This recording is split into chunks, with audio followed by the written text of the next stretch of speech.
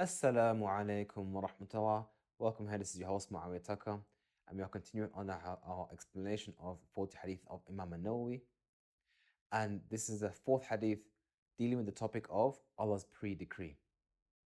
So it begins on the authority of Abi Abdul Rahman, Abdullah ibn Mas'ud. So Father Abdul Rahman, Abdullah ibn Mas'ud, may Allah be pleased with him, who said, Hadathna Rasulullah. The Messenger of Allah narrated to us. He informed us, sallallahu alaihi wasallam, وهو الصادق المصدوق, and he is one who is truthful, the one whom we believe in, or the one who's believed. إن أحدكم يجمع خلقه. It begins off by talking about the creation of mankind, and this hadith has an element of what's called dala'il al-nubuwah, one of the evidences for prophethood. So it begins by saying that you are brought together in the womb of your mother. Your creation is brought together in the womb of your mother. And just look at that phrase, brought together. You only bring something together that was different parts. So maybe I have a car wheel over here and a frame over here and a tire over here, and I bring that together and I form a bike. So you have different separate parts and you bring it together to form the whole. So we are all originally different parts. As we know today, there's the sperm and the egg, and those things are brought together in the womb of your mother, and it remains so. It mentions here, في بطن أمه, in the belly of your mother. Obviously, it's referring to the womb. 40 يوما, 40 days, as a nutfa. A nutfa refers to like they describe it the ulama describe it as being like fluid, or a morsel of a collection of fluid put together. And ثم يكون علقة مثل ذلك, and then it becomes a علقة. Some ulama describe the alaqa as being something which is like where that fluid becomes more solid. They say jamada, it becomes more solid. And others have said, no, the word alaqa comes from the word alaq, uluq, as in to hang on something. So they refer to that as being hanging on the womb of the mother. However way they've understood it, the fact is there is a second stage. ثم يكون مضغة مثل ذلك. Then it becomes a mudgha. And again, mudgha is from the word madagha, which means to chew. So some have described it as being like when you chew on something and you see those ridges from your teeth on like on a chewing gum, as maybe indicating like your spinal column or something like that. But the fact is, however way the reality is, there is another stage. So there are 3 stages. Each stage, it mentions here, as being 40 days. Then each stage has been then it becomes each day has its own period, you would say. Because ثم يكون علقة مثل ذلك, like that, 40 days. ثم يكون مضغة مثل ذلك, then it becomes a mudgha likewise. So you say for 40 days. So if you put it all together, that's about 120 days. ثم يرسل إليه الملك. Then an angel is sent to that fetus. فينفخ فيه الروح. And then at that moment, the soul is blown into that flesh. And it's interesting here is that it indicates that the creation of mankind, or us, our bodies, are merely a vessel that holds the soul. And that vessel is not really human, or I could say that doesn't really carry or convey or contain the rights and the honor that Allah has placed on humanity until the soul has been placed onto it. Some have extrapolated from that the rules and regulations about if abortion and whatnot. But saying, is it if it's before, or not abortion, but just if you have a stale birth, if the baby doesn't, if the term doesn't carry beyond 120 days, then it's not, you don't pray janazah over it because it hasn't become a person yet. So up until that moment, the soul has been blown into the fetus. ويؤمر بأربع كلمات, and there'll be 4 things that will be ordered or be written down.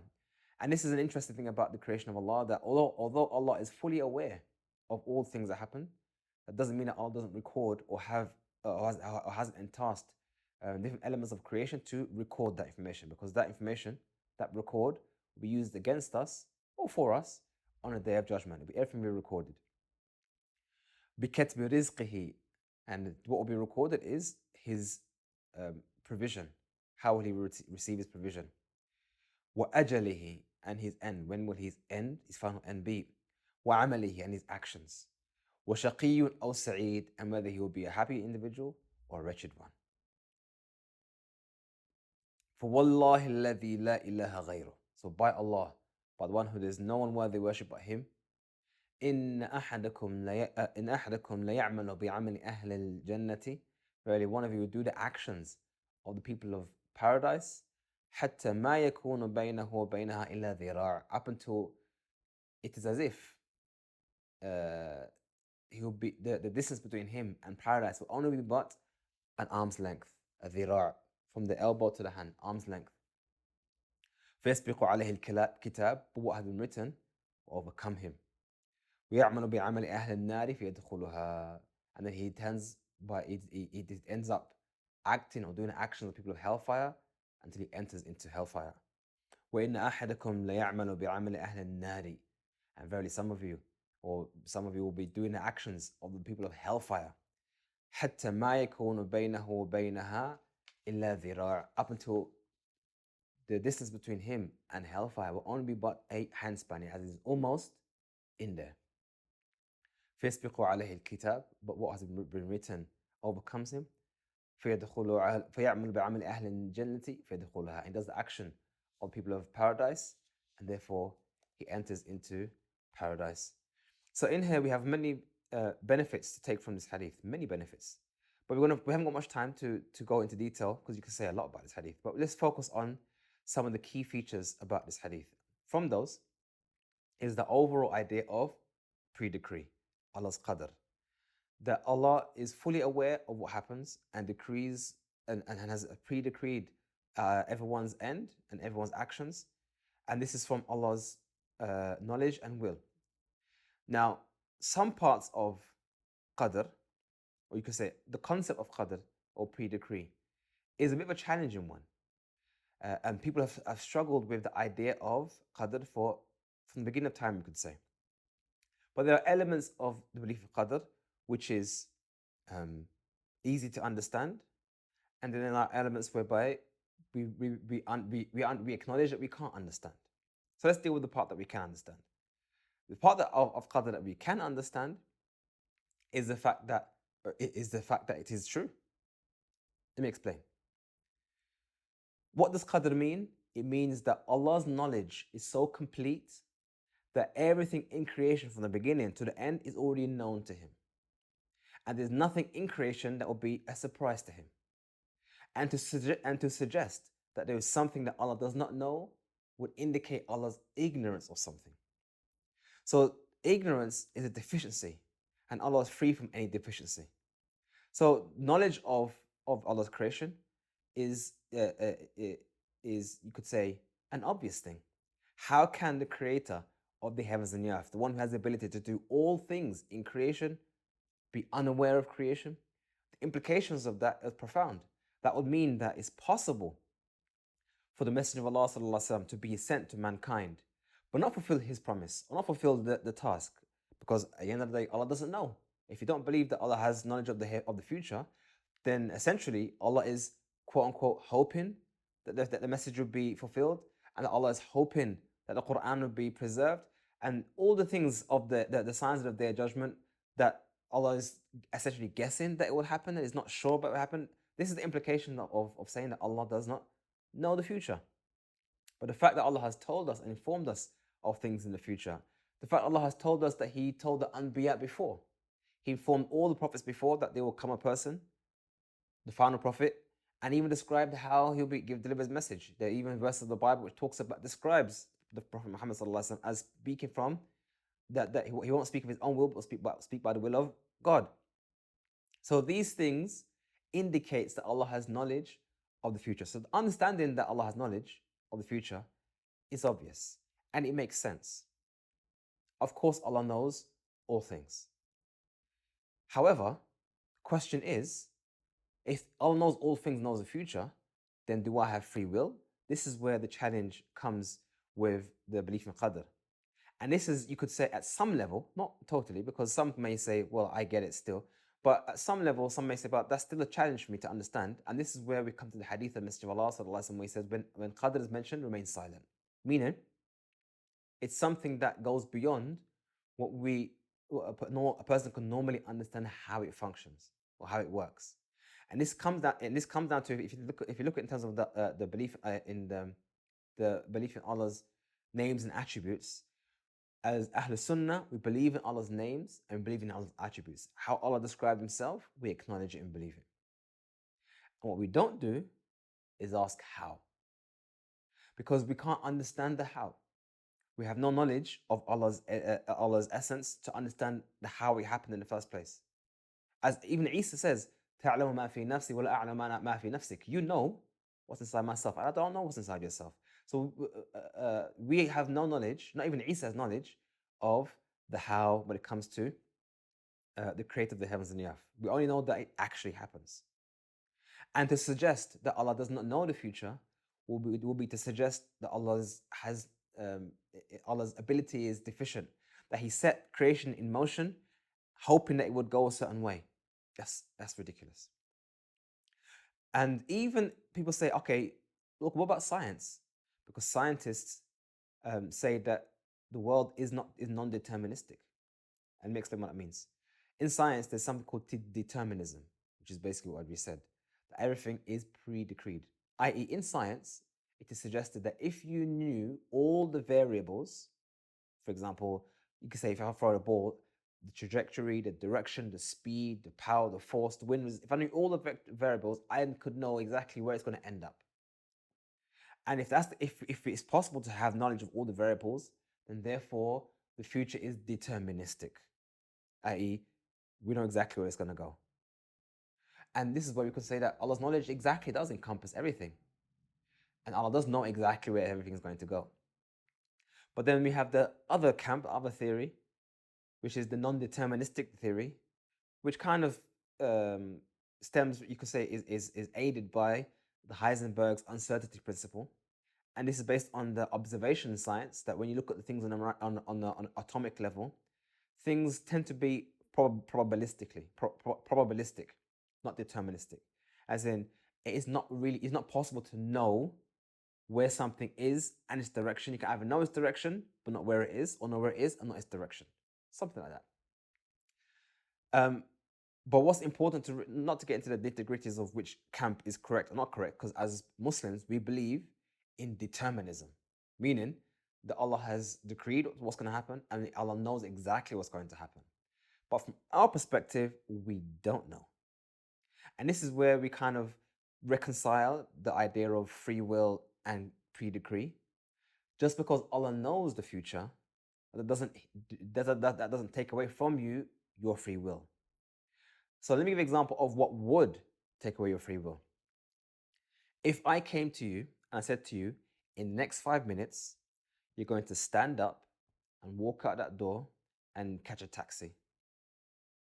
And you said to me, okay, well, and I'm going to sit here for 10 minutes and prove you wrong. And then when 5 minutes passes, your body gets up and you walk out the door. And then while you're walking out the door, you're saying, I don't want to do this. Why is my body doing this? But you just do it. That would be an example of being compelled and forced. Because I told you what's going to happen. You know what's going to happen. And even though you don't want it to happen, you want to choose otherwise, your body is compelled otherwise. That's an example of where pre-decree would be oppressive. If Allah said to you, you're going to hell because you don't believe, and then you said, yeah, but okay, I choose to believe. But even though you choose to believe and you want to believe and you sincerely believe, you just won't. That's an example of where it be oppressive. However, the fact that we don't know and we still have a choice, we still can choose this and choose that. And the fact is, and again, these are we have two things which are both observable. And if you can't reconcile it, then leave it down to something we can't understand. We observe and we acknowledge that Allah has knowledge of all things because we observe that Allah has given us prophecies, Allah has told us things, Allah has planned things, Allah has decreed that the Prophet Muhammad will be successful, and that there's so many things that we have evidence that Allah has knowledge of the future, knowledge of all things, even informing us of what happens on the Day of Judgment. But at the same time, we have choices.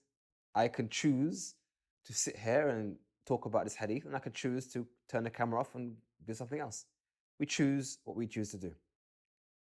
And in fact, every person, and in fact, in Islam, if a person, for example, didn't have the tools to make a choice, they actually have a valid excuse on their judgment not to believe. Meaning they were in the desert or in the forest that had Islam had not come to them. They don't be blamed for that.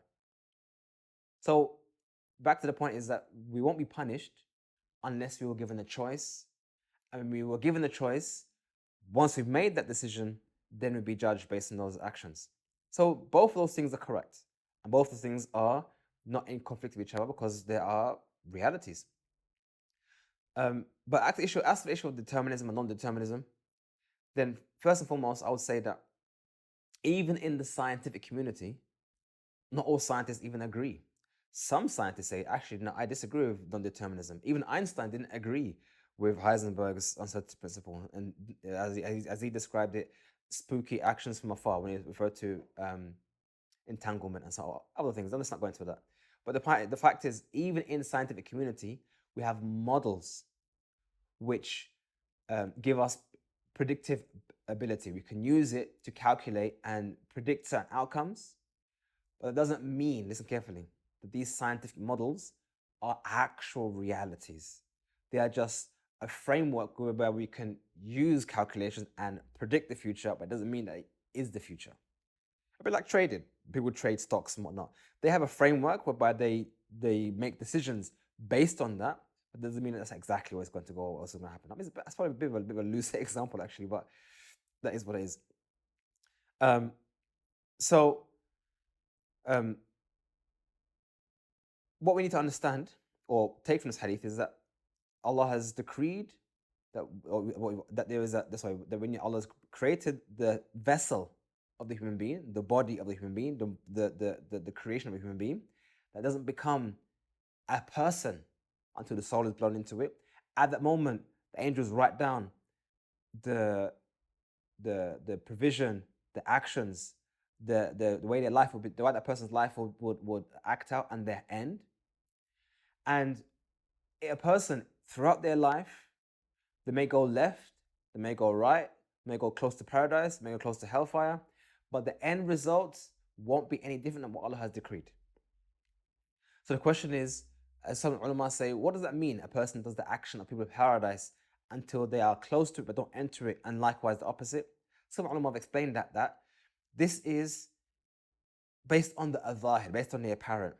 As a person does actions of the people of paradise, up until it is as if he is, everyone saying or agreed, this person is definitely a person of paradise. But there is something in him, some element of corruption, which eventually surfaces. And there's actually an interesting poem, a pre-Islamic poem or line of poetry, which says, مهما يكن عند امرئ من خليقة وإن خالها تخفى على الناس تعلمي. Whatever a person has, whatever attribute he has, even if he perceives that the people won't see it, it will eventually surface. People will come to know it. And throughout my life, since I heard that line of poetry, I've always seen that. When you see a person, just give it time. Their reality will surface. And we've seen that now even today. There are individuals in the West who people used to hold in respect and used to hope they would become Muslim. And now they've surfaced out to being the biggest hypocrites on planet Earth. This is just how it is. This is the creation. We don't know how a person ends. Even myself, even yourself, we have no idea how it ends. That's why some of ulama have named this hadith Husn al-Khawatim, as in we'll make dua to Allah for the best end, because we have no idea of how exactly it will end. And that's why every time in our salah, 5 times a day, or more than 5 times a day, because 5 times we pray and we say each raka'at, Ihdina sirat al-mustaqim, guide us to the straight path. We ask Allah for guidance, although we are in the path of guidance, because we have no idea how we end. And because we are weak creations, we have no idea about the future, we have no control over the actual end result of the future. What we should do as Muslims is return to the one who does have knowledge of the future and does control how things end. And we ask him to grant us the mercy of dying upon righteousness and dying upon guidance. And I ask Allah to allow us all to die upon Islam. Assalamu alaikum wa rahmatullahi wa barakatuh.